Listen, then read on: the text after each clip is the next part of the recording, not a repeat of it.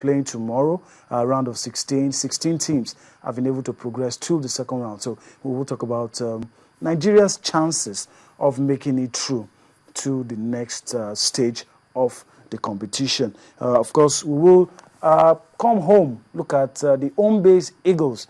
They've intensified preparations for the crucial match against the Elephants of Côte d'Ivoire. So we will, take a sneak peek, look at how they're preparing, look at the news from the camp, the players that are in, the players that are out, and how some of those things might affect the chances of Nigeria. So we'll take a look at that. We'll take a look at what's happening on the local scene as well before we cross borders, in fact, travel, go abroad, look at what is happening in Europe. Fenerbahce is in the news. We will look at that. And, of course, we'll spare some thought for athletics, look at the Diamond League that was held in Birmingham, in Nigerian. That's Blessing Okagbare. Grab the headlines. We will look at that. And, of course, after doing all this, we would spend whatever time we have left looking at day 8 of Wimbledon.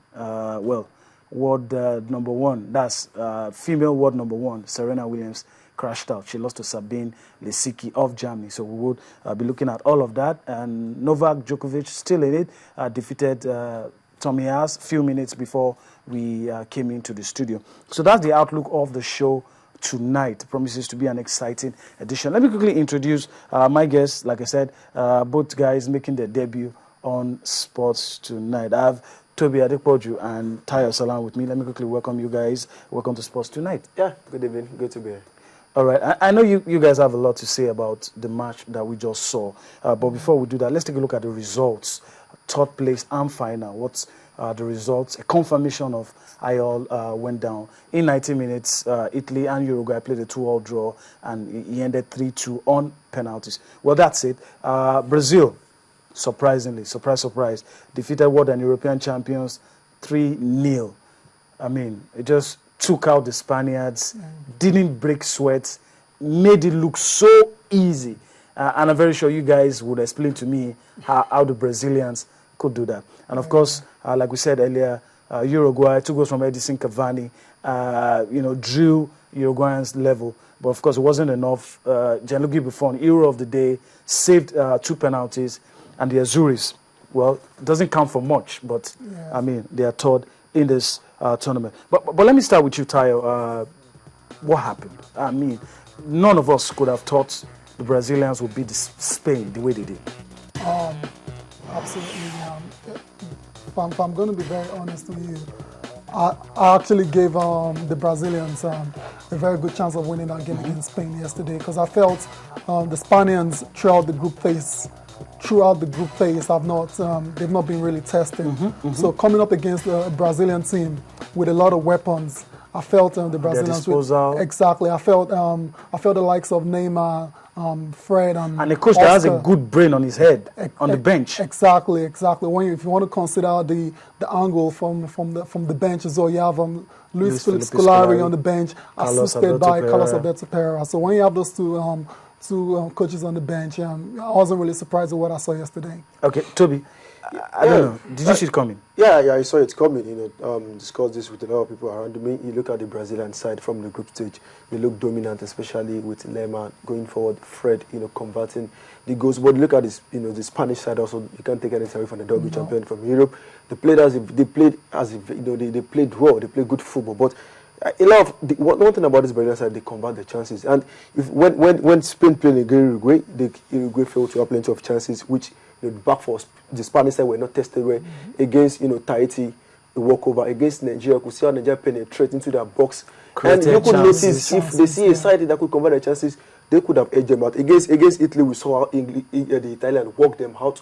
They got plenty of chances, hit the woodwork, and against Belize, and we were clinical in front of goals. They were better than the Spanish side tactically, and they just got everything working for them. They got the fans behind them. Neymar, Fred going forward at the middle of the park, against a plate of quality stars. At the back also, there's Thiago, Silva, and was wonderful on the night. Tayo, let's talk about two pivotal, two situations that could have turned the game around. Yeah. The clearance on the line, first half, David Luiz, and the penalty missed by Sergio Ramos. Yep. Do you think those two probably affected the outcome of the game? To be honest with you, Yemi, if that penalty, if the goal had gone in, and the Pedro effort, was cleared off the line by David Luiz had gone in, it's that kind of game I still feel Brazil could have gone on ahead and won the game because they were that better than Spain on the night. And talking about the penalty, that was a face palm moment, if you ask me, because I don't understand what Sergio Ramos was doing, taking a penalty when he had the likes of Iniesta on the pitch. But like I said earlier,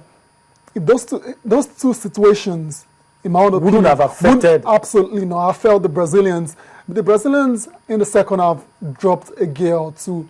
They dropped a gear. The Spaniards they allowed them to play. They just allowed them. It felt really, really embarrassing because it was like the Brazilians were. I think it was up until I don't know if you agree. I think it was up until the second half that Spain were able to string the passes together. Like you said, you can't take you could respect Scolari and the technical bench of Brazil in this one. They work very hard for this one. You could see the tactics was planned well. Like you said, anybody can miss a penalty. We've seen Sergio Ramos, scored and also miss. And you expect Sergio Ramos, to nick that one in against Julio Cesar. You pull that one out. But I think if the Spanish side could have, gotten that 2 goals, I think the Brazilian side could have also fight it back and maybe extend the match to 120 minutes. But I still think the Brazilian side had a very good chance. Yeah. Let me say this. It's not a knee-jerk reaction. But usually things like this come up. Does this signal the beginning of an end? It happened to Barcelona. A lot of people said so many things. It has happened to Spain now. In your own opinion, I'll start with you, Ty. In your opinion, is this the beginning of an end? Is something wrong with Spain? Or this is just one of those days? No, there's nothing wrong with Spain. This is the Spain we've all known. They play the same way. They have a lot of possession. What they had against Brazil yesterday, they had about 64% of the possession at a certain period in that game. It's not the beginning of the end for the Spaniards. They met a very good team on that day that was tactically disciplined. They actually had everything spot on. I thought the Brazilians had everything spot on from the double pivots in the middle of the park. Gustavo and Paulinho. Exactly, the shooter denied them time and very space. Well. They executed their and exploited their weaknesses when the chance presented itself. Exactly, they executed the high pressing game in a very intelligent manner. And once they got the ball back, an occasional ball over the top of the Spanish defense caught them napping, and you had the likes of Neymar being isolated with Arbeloa, the weakest link. Arbeloa, PK. That's a no contest if you ask me. Let's look at the awards. After that competition, players, teams, all of them, FIFA gave out awards. So let's just quickly look at it. Golden Glove, keeper of the tournament. I don't know if you guys disagree with it. No. Julio Cesar. I don't know if there's any goalkeeper at that tournament. I thought our own goalkeeper was in with a shout. Vincent Enyama, but maybe I'm just being patriotic. But I think Julio Cesar, did well. Despite great performance on the likes of Neymar, I think Julio Cesar also did well. He had a couple of plenty of chances. All right. How to help the Brazil to win this Fair play, Spain. In spite of that red card by that Gerard Piqué got. I really don't get the criteria, the essence of that awards. To be honest. Okay. I don't know how they came about. Well, decide that the elimination of cards. I think maybe the decision was made before the red card. Before the final. Yeah, because it would have made the team out. I don't recall Brazil getting a red card in this tournament as well. They probably would have picked more yellows than the Spaniards. And this one, Golden Boot, Fernando Torres. Fred also has 5 goals, but Fernando Torres gets assists. Because of the assist. And golden ball.